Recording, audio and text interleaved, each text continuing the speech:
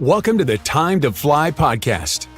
It's time to give your business wings and take flight to achieve more impact, influence, and income with unique perspectives, tools, and tips from successful entrepreneurs and business professionals to help your business fly. Here to educate, encourage, and entertain you with their own unique perspectives and experience, plus sharing anecdotes of growing up as cowgirls. Here's your host, Nikole Haumont. Welcome to the Time to Fly podcast. I'm your host, Nikole Haumont. Alicia Couri is a dynamic empowerment speaker, Kolbe Certified Consultant, author, actor, beauty and style expert, and personal branding expert who shares her message of how overcoming low self-esteem and lack of confidence has created massive opportunities that influence, transform, and impact lives. Alicia's work with her company, Red Carpet CEO, has transitioned her into the corporate market as a Kolbe Certified Consultant, consulting them on mitigating stress, conflict, and overwhelm for employees and teams, all the way to CEOs.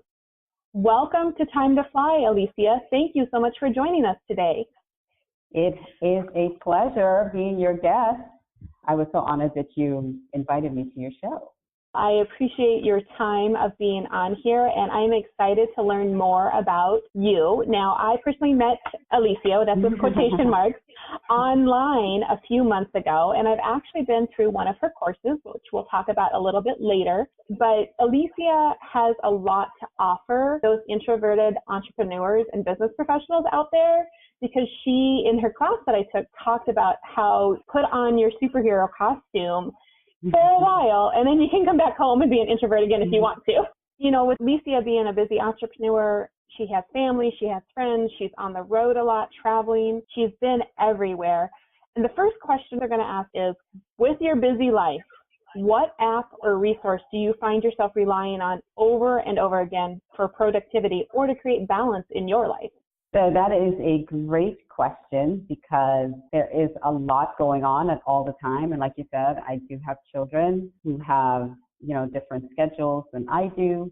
And so I rely a lot on my phone, just my phone in general, because I try to put everything in my calendar. I am not typically that calendared person, but I have found that if it doesn't make it into my electronic calendar, it's hard to keep track of everything. So I try to, as best as I can, and like I said, I'm not that person that's always a stickler for my calendar, but I try my best to put everything on my calendar with reminders. And I set alarms for everything. People laugh at me because I have an alarm to pick up my kids, to remind me to pick my kids up from school. Because when you're busy and you're doing something, especially if you're working online, you can lose track of time because the time isn't right in front of you. So I always set alarms for everything.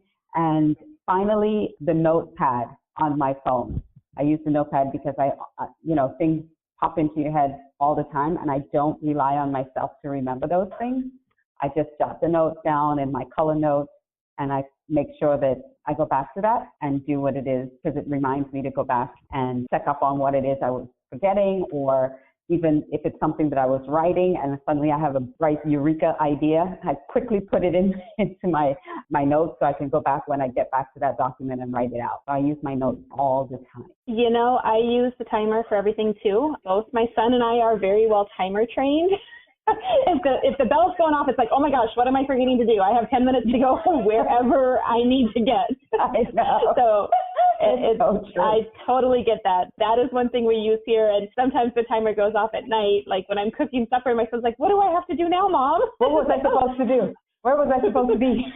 It's like, you're on free time, so we're okay. We just need to go turn the steaks on the grill. And I totally agree with you. Having the calendar, if it doesn't get in my calendar, it's not going to happen, whether it's a to-do list thing or not. And instead of me using notes, I actually use an Excel document available through my Google Drive. And so each project has a long to-do list on it. Well, I know that there's a ton of things you're doing now, but I kind of want to go back in time just a touch. When you were 10 years old, what did you imagine your life being like as an adult, and how was it different? Honestly, at 10 years old, I don't remember projecting that far into adulthood. We had just moved back from Australia to Trinidad, And it was just so much culture shock and so much trying to get used to life in a different life again that I was just getting through daily.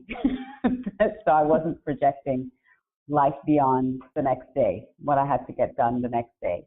So I was in a lot of transition at that time in my life. Tell me about college. Tell me about the makeup artist. Sure. So when I went to college, this is why I live in Florida, because I had a dream of being in the fashion industry. I wanted to be a fashion buyer. And so I came to college to study fashion. And so I did some styling, I did some different things in the fashion industry, some marketing, and for different circumstances, I wasn't able to continue in my career in the fashion industry. And while I was looking for something else to do, I realized that not only was fashion a big part of my teenage life, because I used to just come up with ideas for clothes and just jump on the sewing machine and just start sewing. I was one of those that would just think up something, go buy some fabric, and just pull it together. I didn't know anything about pattern making or how garments supposed to fit. I just used to sew. And then I'd put it on and see where I went wrong, you know. So, in addition to that being one of the passions I had in my youth, I also had a passion for hair and makeup. If anyone sat long enough, I was doing something with their hair or something with their face. And so I realized I still have that passion. So I went in to learn how to become a makeup artist, how to do hairstyling. And that was the birth of that business for me. So I started about 15 years ago doing professional makeup and hair. And I still do it, but now it's only on a referral basis. I don't advertise it because I have so many other things going on that that's really if someone wants me or someone recommends me that I'll do it. We're going to take a quick sponsor break, but when we come back, we're going to talk about Alicia's evolution as a makeup artist into red carpet CEO. This episode is sponsored by Standout Pro, teaching you how to stand out and get more clients using LinkedIn. Get your free gift at standoutpro.com.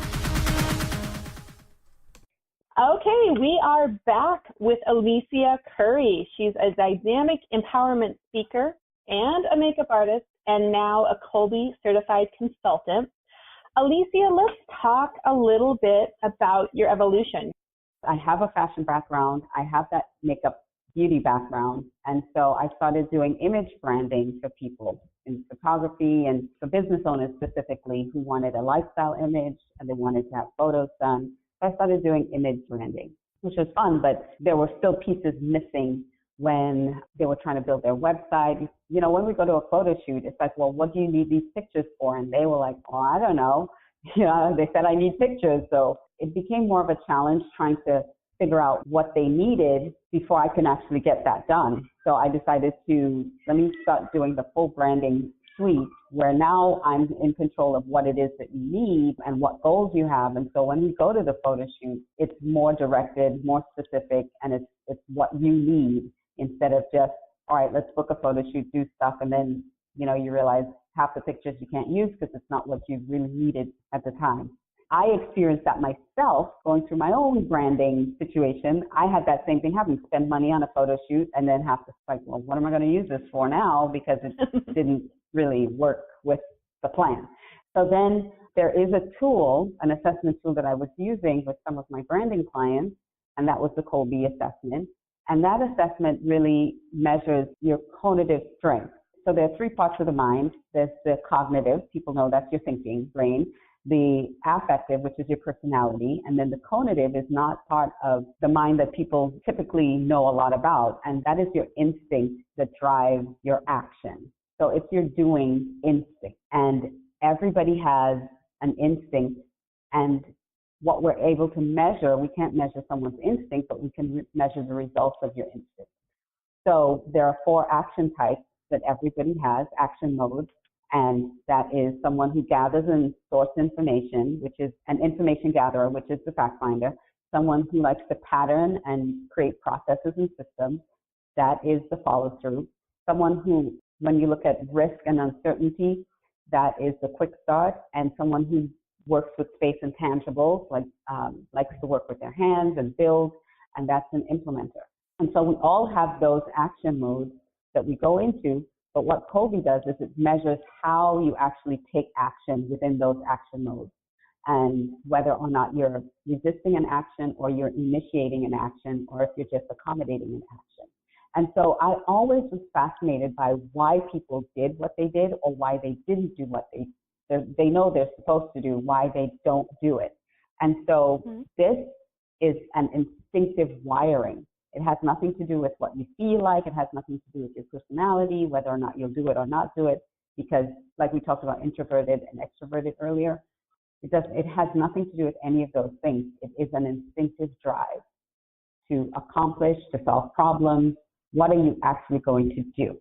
And so that kind of answered that question for me. So that's why I was excited about getting certified in Kolbe and really going into workplaces and helping these organizations understand why their workers either aren't doing what they're supposed to do or why they are suffering stress because they have to do something and it's just not working. So that helps you understand their internal wiring, their instinct to do something. And if you're asking them to do something against their natural instinct, it will cause that stress. So with these 4 different types, can people be in multiple ones? No, everyone has one of each of those strengths. So they have the 4 action modes, and it is in 3 operating zones. So the 3 operating zones are action, counteraction, and reaction. So if you are someone in the zone of action, that means you initiate that action. So if you're a fact finder and you have a problem that comes to you, the first thing you'll do is get the details. Let me get as much information about this as possible before I can move forward. If you are someone who is a quick start, you may say, well, if you're an initiating quick start, let me just start throwing out a bunch of ideas. Let's start brainstorming how we can solve this problem. You look at solving the problem by brainstorming the problem. If you're a follow through, you look at the system. Say, is there something broken in the system that we need to readjust? And if you're an implementer, you might seek to build something as a solution. And so the other part of that is if you are in counteraction, you are the opposite. So you may resist risk and uncertainty. You may resist having to dig into all the details. You may resist patterns and systems. You may resist having to build something with your hands. It's really interesting, the dynamic of all 4 action modes, because we're all in those 4 action modes, just at different levels.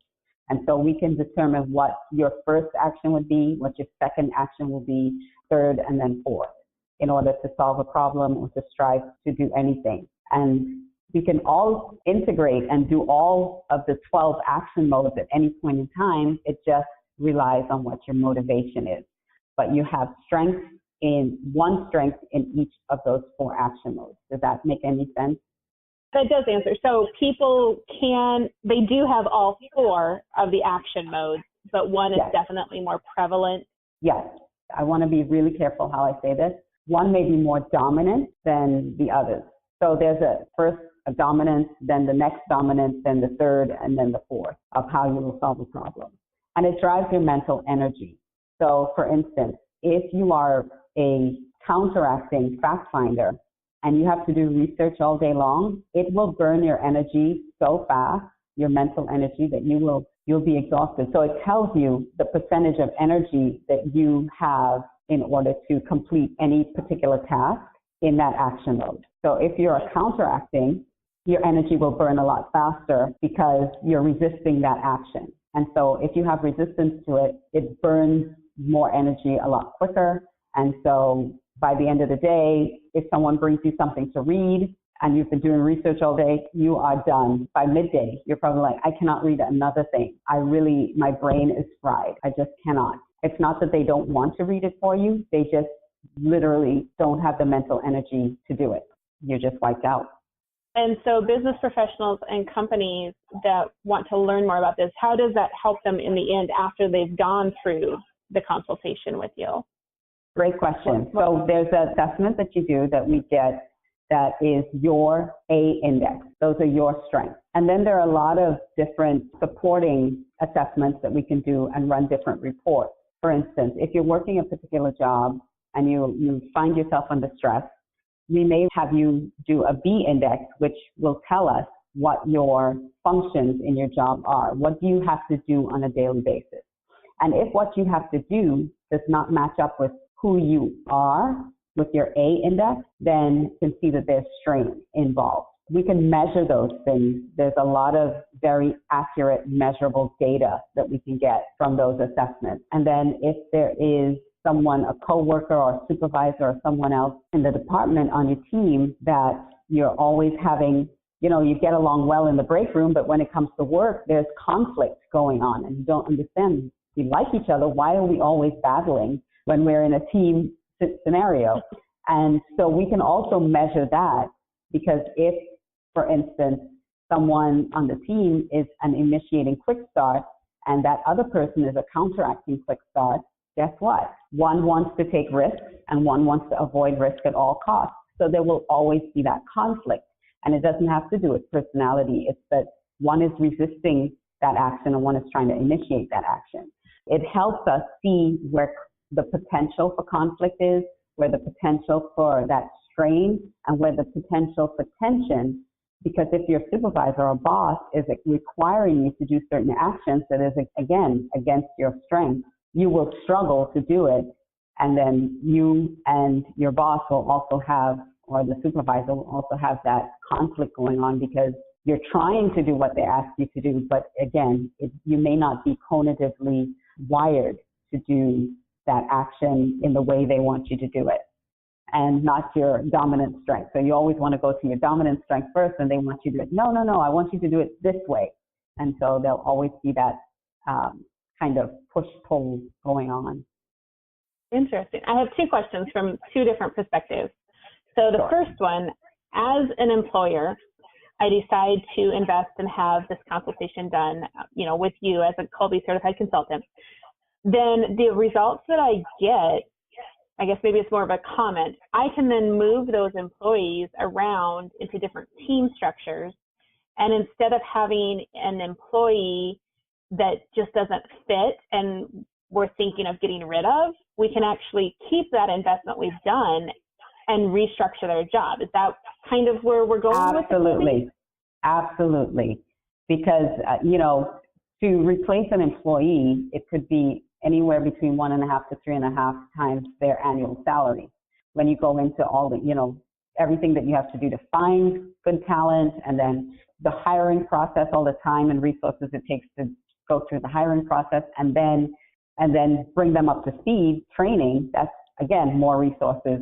So if that employee is a good employee and they're just not the right fit for that job, we can absolutely restructure, redefine, and they could probably get the goal, redefine their goals so they can get the goal done, and the how. They can determine the how. Sometimes jobs put you in a position where they want you to solve a particular problem in one way, and you go about it a different way. Now, if you're still getting to the goal, and you're getting to the goal a lot faster because you can use your own strength and your own talents to do it, then it's up to what the goal is to let executives understand if they're getting to the goal and they're getting to it faster with better results, does it really matter how they do it? Or like you said, restructuring, putting them in a different place that suits their talents better. So there are a lot of different ways that we can approach a situation to get the right person in the right job, doing the right thing, and being more productive, happier in what they're doing. So if they fit your culture, but they're just not firing on all cylinders in the actual job, it's definitely prudent to put them through this so they enjoy their job. You have an excellent employee because you like them and they do well in your culture. They're just fighting some of the mechanisms almost of what you want them to do. So I could see this being an amazing tool as an employer. Now let me ask from the employee standpoint. First, can an employee take this and do the consultation by themselves if they wanted to? Absolutely. They can do this so that they understand their strengths and they understand what they have to offer to any employer before the employer actually does it. So you can definitely do this as an individual and to get greater understanding and knowledge of how you actually take action and you operate. So when you go into an interview and they ask you a question like, how would you solve this problem? You can articulate that very succinctly and know that that is exactly how you will solve a problem, instead of sitting in an interview and saying, well, I could do this or I could do that. And you will know for sure how it is you'll approach the situation and solve it. So for instance, just as an example, if you were doing research and development, so you're being hired to do research and development, and maybe you need to build prototypes, and you are an initiating implementer. So if they ask you, if you had to solve this problem for this client, how would you do it? Well, I will build them a prototype, a working prototype, so that they can see the mechanism and see how it works. Whereas the fact finder will say, well, you know what, I will do all the research. I would research how and what we need and how this process is going to work. You will know how to answer that question without a doubt, knowing that that is exactly what you're going to do. Okay, this is another question, and I have a 6-year-old son now who's just in kindergarten, but fast forwarding to when he's graduating high school and deciding that he actually doesn't want to be a game programmer. That's what he wants to do now, is program games, but maybe he'll change his mind. Would this be something that maybe that junior, senior in high school, that they could take this and it would give them direction on where or if they should go to college, depending on what their strengths are? Honestly, they can take it as young as 10. That helps them understand too, because there are a lot of kids that are being diagnosed with things that it's just their natural instinct as opposed to some kind of syndrome, or they may be fidgety in class. They may like to talk a lot, and they're considered problem children. They're considered disruptive children in the class, when really their action mode is trying to express itself. So a quick start will always talk. They'll always ask questions. They'll always, they'll be disruptive that way. Someone who's an implementer will always want to tinker with things, and, you'll see a kid take apart a pen and there's ink everywhere and they get in trouble, but they like to work with their hands, so they're always tinkering with something. So instead of labeling them as problem children from that age, you can see, well, okay, that is their strength. That's what they need. That's what's going to help them. So you as the parent can now help guide them instead of people labeling them and saying something is wrong with them. They'll say, no, everything's right with me. This system just doesn't fit my natural talents and strengths. It helps them understand themselves a little bit better so that they're not being labeled as something that they're not. That sounds awesome. I mean, like I said, we're just entering the school phase, but I can already see that my son is that tinker, that implementator. He's very curious, but he's also thankfully still very respectful and knows when to be quiet. So they have that natural instinct to do something through learning, through their IQ and through their personality. It's not that you're changing their natural instinct, but they're learning how to best use their natural instinct and not be disruptive and not be that talkative kid in class. Instead of feeling now like something is wrong when they speak up, you can let the teacher know, listen, he has a natural curiosity. He's always going to ask questions. He's always going to be the one with his hands up. He's always going to probably disrupt you in class to ask a question. It's not that he's trying to be rude or disruptive. It's just that it's his natural curiosity. And we like to encourage that strength in him because it'll take him far. If you find that it's disruptive, just let me know. Don't tell him. Let me know and let me deal with it. So as parents, we are armed with more tools to help the teacher understand our child. They just need to move, or they need to tinker, or they need to, they have a natural instinct to do something that sitting in a classroom does not encourage. Well, this Kolbe assessment sounds like it is a tool that honestly almost any age can use to figure out what their strengths are, to make their lives happier overall because they're playing to their strengths. I found one thing, and it's resonated with me the last 2 years, is instead of trying to make your weakness better, you want to make your strengths stronger. Just focus on your strengths. Absolutely, because they're there for a reason. Yes, we want to be overall well-rounded individuals, but your strengths are there for a reason to help you achieve what you're here to achieve. Your weakness can never be as strong as your weakest strength. So you can't bring your weakness up to the level of even your lowest strength, but you can strengthen those strengths, make them really powerful for yourself. So now, as a Kolbe Certified Consultant, who is your ideal client or industry to work with? I definitely want to work with companies that have 50 or less employees that are looking, number one, to hire. So we can help them in the screening process of hiring to make sure that they are hiring the right people. And one of the things with using this as a hiring tool is that it's completely objective. It doesn't matter what country you're from, what race, what age. It's only measuring your strengths. This has been done in over 50 countries, different ethnicities, and whether you are 18 years old or 80 years old, your cognitive strength does not change. Whether you're a woman or a man, it does not differentiate. So it's really a very powerful, non-discriminatory tool that you can use to weed out people who are not a right fit for the job that you're looking for. So that they have happier, more productive teams and are able to boost their profit. So if the CEO or somebody in the C-suite or even an employee wanted to reach out to you and say, this is the company you need to talk to, how do they get a hold of you? My website, redcarpetceo.com. They can contact me through that website. My email is alicia@aliciacouri.com. They can always send me an email. I had never heard of the Kolbe assessment before visiting with you about this, but honestly, I think it's a tool that companies need, whether it's 1 to 5 employees, or I know you're wanting to work with 50 and less. From 3 to 50, we'll take him. And that's the perfect segue into the other things that you do and how we met. I did participate in your Be Seen and Be Heard class. I actually met Alicia through Lydia Martinez-Ebling and Cy Wells, who are going to be future episodes. They agreed to come on and visit with me too. Yay. But yeah, Be Seen and Be Heard. Can we talk briefly about that, what you offer there? Absolutely. Really quickly, we're doing media. We're consulting you on how to get more media exposure for yourself and your business. We're working on some online modules right now so that we can launch it as an online program, and then we'll have live workshops as the next step. So you can get the basics done online as an online tool as your own time and availability.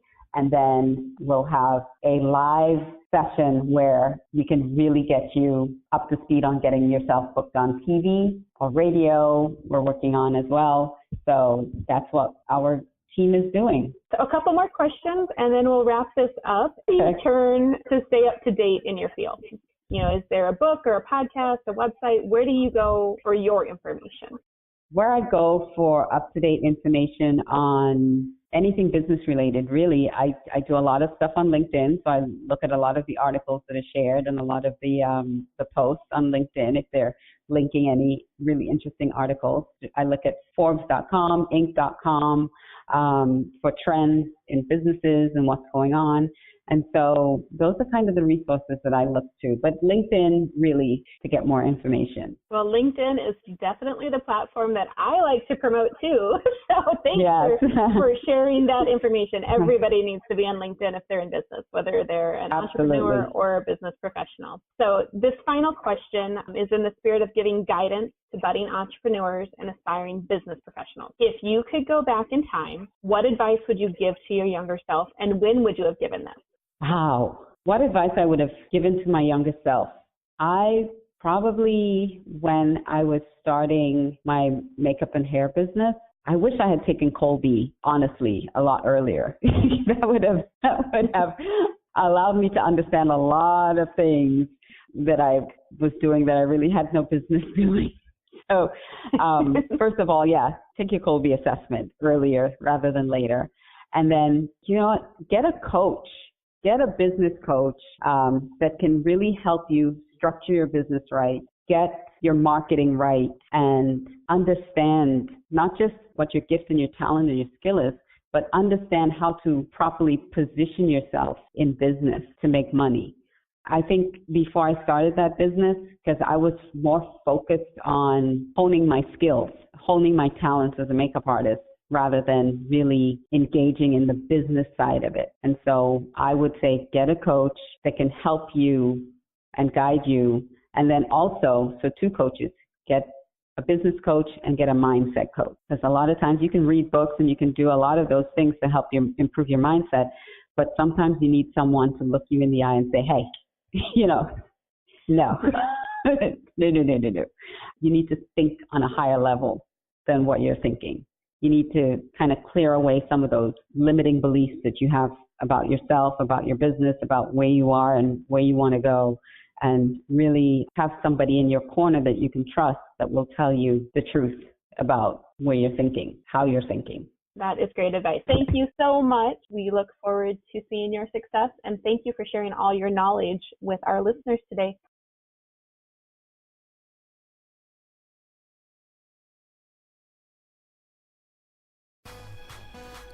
A big thank you to this episode's sponsor, Standout Pro. Be sure to get your free gift at standoutpro.com. Join our flock. Stay informed of all things Time to Fly by subscribing to our newsletter at timetoflypodcast.com. And be sure to tune in to our next show.